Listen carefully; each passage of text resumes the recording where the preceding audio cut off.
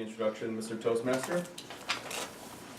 Going off today's theme of gratitude, I would like to point out that the thing that I am most grateful for and appreciate in my life is my own mother. She's been there for me through the highest highs and the lowest lows in my life, through deployments to Afghanistan, moving off to college, moving all across the country for the military. While I'd like to think that I'm all grown up now, she might disagree, but I've been out of the house for over 10 years, but still every day I can hear her voice in my head. I can see her face guiding me in the right direction to do the right thing. Now my dad was a U.S. Marine. That's part of the reason that I became a Marine, and he's bigger than me, a lot scarier than me, very intimidating, loud voice. But honestly, I was always a lot more afraid that I was going to upset my mom. I was always more afraid of her. When my dad yelled at me, I noticed I could get over it quickly, but it really hurt me when I upset my mom. Now she's one of the sweetest women that you'll ever meet and that I've probably ever met in my entire life. But with just one look, she could ruin my entire day. I'm sure that a lot of you have experienced the same thing, maybe with a wife. Not sure. But she could also have the power to give me one look and she can make my entire week without saying a single word. And I'll give you 3 examples. The first one was in 6th grade. I had a reading project to do. And in typical Dom fashion, I put it off till the last second. And I realized that at the last second, you can't really read a book and write a paper on it. So I decided that I was just going to go in and not turn in this particular reading project. So I went into class that day, and the teacher was collecting the papers. Oh, thanks, Tom. Thanks, Carl. And then came to me, and Dom, where's your paper? And in kind of a cocky motion, I was just like, I didn't do it. Wasn't as fulfilling as I thought it would be. And she told me, well, you're going to have to stay after class and we're going to talk about it. So I stay after class, go up to her desk, and I'm a little bit nervous, but I'm still kind of feeling confident for whatever dumb reason. And she did the one thing that I didn't want her to do, and that was to call my mom. So she called my mom right there and said, hi, Mrs. Chavarati, your son didn't turn in his reading project. And I could hear my mom talking. She said, okay, thanks, bye. Hung up. So after school that day, my mom comes to pick me up, and I see the car pull up, and that's when I really realized that I really screwed this up. So I'm just moping out to the car, just nervous for what's going to happen, and my mom's sitting in the driver's seat, and I get in, and she doesn't say a single word. She just looks me up and down and drives all the way home. And it's a 10-minute drive. The whole drive I'm like, Mom, look, I'm really sorry. I know I'm an adult, I feel like I'm an adult, I'm 12. I was like, you don't have to micromanage me, I can handle this. Didn't say a single word to me the entire ride home, but she didn't have to. I knew I upset her, I knew I did the wrong thing, and needless to say, I spent the entire night, I read James and the Giant Peach, and I wrote a report on it and turned it in the next morning. My mom had that power over me. She didn't have to say anything. She just looked at me and I knew what the right thing to do was.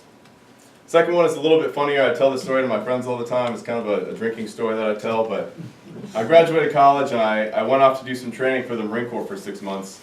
And in that 6 months, I was just living with Marines, and just like soldiers or sailors, when you get a bunch of them together, they're kind of cocky and they swear at each other and pick on each other a lot.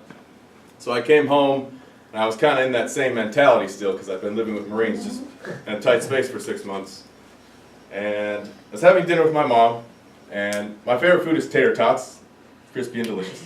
And I like them to bake for about 30 minutes because that's when they're the crispiest. So I'm sitting there, all confident, just in the kitchen. My mom put in the tater tots. 20 minutes go by, 25 minutes go by, 30 minutes go by, and finally I'm ready for the tater tots. So I'm sitting there next to the oven, and I tell my mom, can you get the frickin' tater tots out of the oven? But I didn't say frickin', I said, So she had her back turned to me, and she just turned and goes,